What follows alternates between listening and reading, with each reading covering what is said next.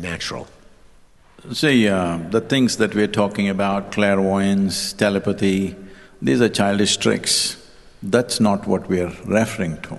The English word meditation doesn't define anything, this is a problem. Because when it comes to subjectivity, English language is very poor. When it comes to objective world, English language is phenomenally effective.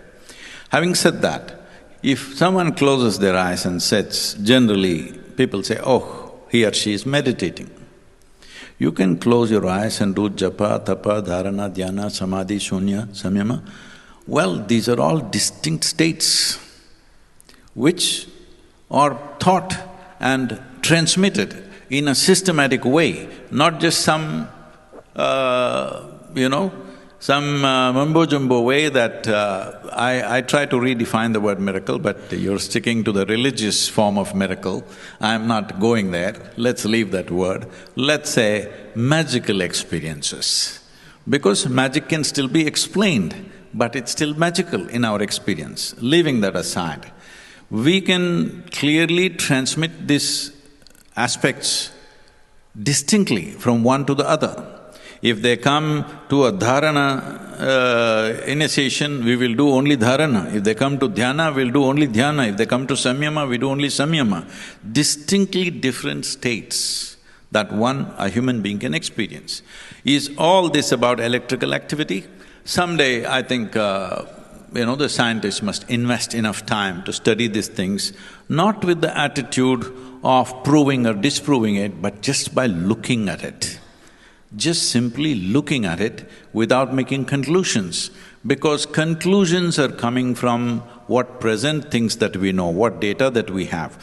The very fundamental of science is that whatever we know right now is not everything. That is the fundamental of science we are seeking. Because seeking comes from the most fundamental realization that we do not know, that's why we are seeking. Seeking is genuine only if we see, I do not know.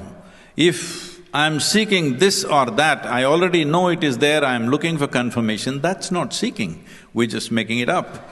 So, essentially, it is very important if these two disciplines have to meet. It's because these two disciplines meeting is very important for human well-being. Just we thinking that improving the economies of the world, which is wonderful, changing the social structures of the world, which is fantastic, providing medical care, this, that, everything is fantastic, but still, human beings will still not attain to any sense of fulfillment or fullness of experience of life unless they turn inward. This turning inward is not about watching the electrical processes in my brain. It is about looking at something far more fundamental within myself. If we conclude that there is nothing more fundamental apart from electricity, well, then a light bulb lights up, that's enlightenment. We should not look at it that way.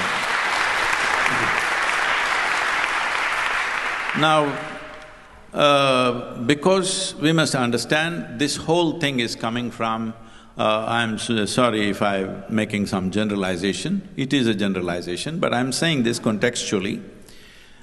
See, this whole the European thing about enlightenment or a period of enlightenment has come because they were under the tyranny of dogmatic belief systems. When they broke away, they felt liberated. But such a thing never existed in the East. We never faced such things. There was no anything dogmatic ruling us.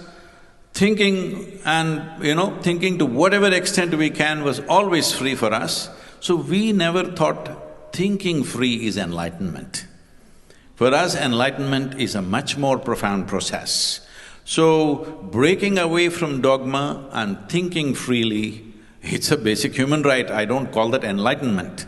But because of that background, your resistance for the word miracle is essentially coming from the religious, stuff that has happened, people claiming all kinds of miracles happening from here, there, God is talking to me and all this stuff.